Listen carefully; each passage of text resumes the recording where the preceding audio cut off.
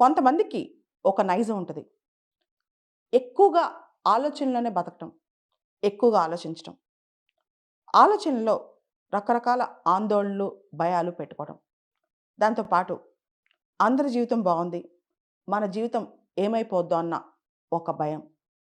అదే ఆ మనిషిని ప్రతిరోజు వెంటాడుతా ఉంటది. ఎవరు చూడకుండా కళ్ళలో నీళ్లు తెచ్చుకోవటం. మనకెవరు లేనట్టు ఫీల్ అయిపోతూ ఉండటం. మనకే అన్యాయం ఎక్కువ జరుగుతుందని బాధపడటం. మనం బాలేమని చెప్పి ఫీల్ అవుతూ ఉంటాం. అదే విధంగా మన జీవితంలో మనం చాలా మందికన్నా చాలా తక్కువ. ఇతరులను చూసి కంపేర్ చేసుకుంటూ, వాళ్ళని చూడు ఎంత గొప్పగా ఉన్నారో, వాళ్ళు మనల్ని తక్కువగా చూస్తున్నారన్న నిజంగా వాళ్ళు చూసినా సరే, ఆ ఫీలింగ్ మన మనసులోకి తెచ్చుకోవడం. ఇవన్నీ కూడా అతిగా ఆలోచించడం అంటారు. ఎక్కువగా ఆలోచించడం అంటారు. కొంతమంది మనుషులు ఎక్కువగా ఆలోచిస్తుంటారు. ఇన్‌ఫాక్ట్ నేను గూడా చిన్నప్పుడు అలానే ఆలోచించేదాన్ని. దాదాపు 20 సంవత్సరాల వయసొచ్చేంత వరకు కూడా ఆలోచనలు ఇలానే ఉండేయి. నన్నందరూ తక్కువగా చూస్తున్నారనో, లేదా ఏదన్నా నా లైఫ్‌లో నాకే అన్యాయం జరిగిందనో, అలాంటి భావనలున్నాయి. ఎప్పుడైతే ఎక్కువ ఆలోచనలుంటాయో, అప్పుడు తక్కువగా పని జేస్తాం. ఇది బాగా గుర్తుపెట్టుకోవాల్సిన పాయింట్ అనమాట.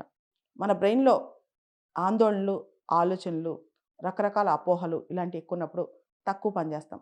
ఇవన్నీ పక్కన బెట్టి, మన ఎఫిషియన్సీ మొత్తం, మన పనితీరు మొత్తం, మన వర్క్‌లోనే చూపిద్దాం అన్న భావన ఎప్పుడైతే స్టార్ట్ అవుద్దో, మిగతావన్నీ పోయి పని మాత్రమే గుర్తుంటది.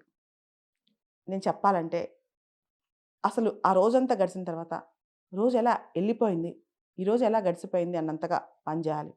మనలాగా ఈరోజు ఎవరు పని జేయలేదు. మనలాగా ఇంత కష్టం ఎవరు పడలేదు. అన్నంతగా కష్టపడాలి. అప్పుడు ఇలా కొన్ని సంవత్సరాలు గడిపితే మన జీవితంలో తెలియకుండా మార్పొస్తది. కష్టపడుతూ పోతే అదృష్టం గూడా కలిసొచ్చిద్ది. కష్టపడటం కన్నా ఇంకా చెప్పాలంటే స్మార్ట్‌గా ఆలోచించి, ఆ స్మార్ట్‌గా పనిచేస్తూ పోతే అసలు ప్రపంచం మొత్తం మనమే గెలవచ్చనమాట. ఎప్పుడైతే ఈ ఆలోచన ఉంటదో, ఎప్పుడైతే మనలో మార్పొస్తదో, అప్పటినుంచి మన ప్రపంచం మారటం స్టార్ట్ అవుద్ది. చాలా సందర్భాల్లో మీరందరూ అనుకోవచ్చు, నాకు సన్నిహితులు లేరు, ఫ్రెండ్స్ లేరు, మా వాళ్ళెవరు లేరని. నేను చెప్తున్నాను. ఫ్రెండ్స్ ఉంటాం, సన్నిహితులుంటాం, కావాల్సిన వాళ్ళు చాలామంది ఉంటాం. ఇవన్నీ అందరికీ దొరక్కపోవచ్చు. కానీ మనం చేసే పనుల వల్ల, మన జీవన విధానం వల్ల, మనం పెట్టే ఫోకస్ వల్ల, మనల్ని చూసి ఎంతోమంది మన ఫాలోవర్స్ అవుతారు. ఎంతోమంది ఇన్‌స్పైర్ అవుతారు. ఎంతోమంది వాళ్ళ జీవన విధానం మార్చుకుంటారు. ఇది చాలా ఇంపార్టెంట్.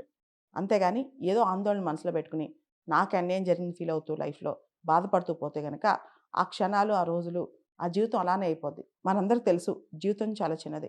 ఎంత చిన్నదంటే చూస్తూ ఉండగానే గంటలు, రోజులు, వారాలు, నెలలు, సంవత్సరాలు గడిచిపోతా ఉంటాయి. కానీ ఇలాంటప్పుడు ప్రతి గంటని ఒడిసి పట్టుకోవాలి. ప్రతి క్షణాన్ని ఆపి పట్టుకోవాలి. ఆ క్షణంలో, ఆ రోజులో మన ముద్ర వేయగలగాలి. అప్పుడు ఆటోమేటిక్‌గా ప్రపంచం మొత్తం మన చుట్టూ తిరుగుతా ఉంటదనమాట. మనం ఎప్పుడు దేన్ని, ఎవరిని చేజ్ చేయకూడదు. అన్నీ మన దగ్గరికి రావాలి. అంటే మన జీవన విధానం, మన లైఫ్ స్టైల్ మార్చుకోవాలి. మన ఆలోచన తీరు మార్చుకోవాలి. దీనికి మనం పెద్ద పెద్దగా ఆలోచించాల్సిన అవసరం లేదు.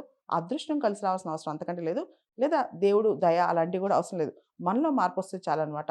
మనం జీవితాన్ని జయించగలం, ప్రపంచాన్ని జయించగలం, మనల్ని మనం జయించగలం.